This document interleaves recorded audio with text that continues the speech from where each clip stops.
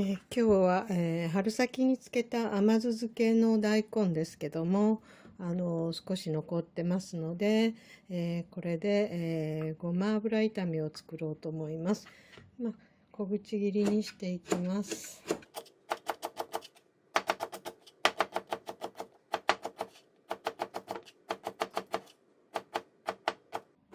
1かけら 50g ほどあります。これを油で、炒めていきます。フライパンに火を入れて、ごま油を小さじ1杯程度入れます。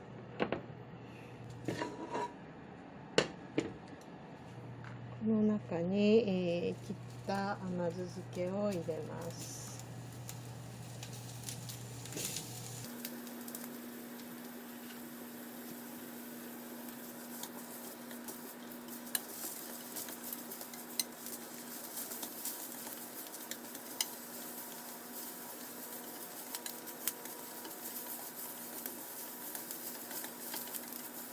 さっと炒めて、ごま油の香りがしてきたら、ここに、だし入り醤油を小さじ1杯ぐらい入れます。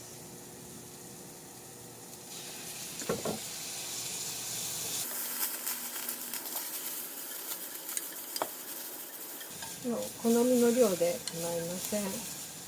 味を見て、調節をしてください。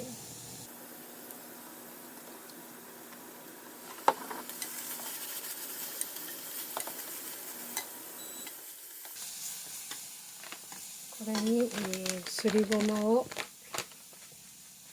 けます。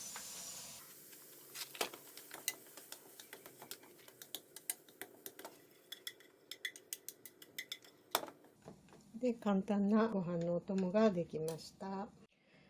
大根の甘酢漬けでもう一品作ります。これ 50g ほどあります。これをやはり小口切りにしていきます。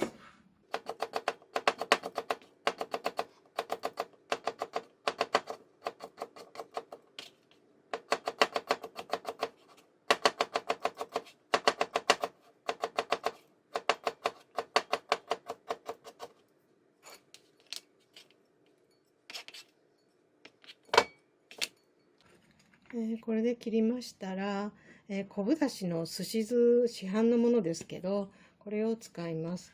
これを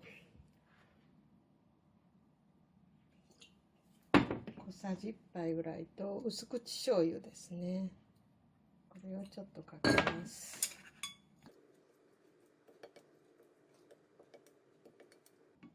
酢はちょっと強調されて美味しくなります。これで、ちょっと味見をしてですね。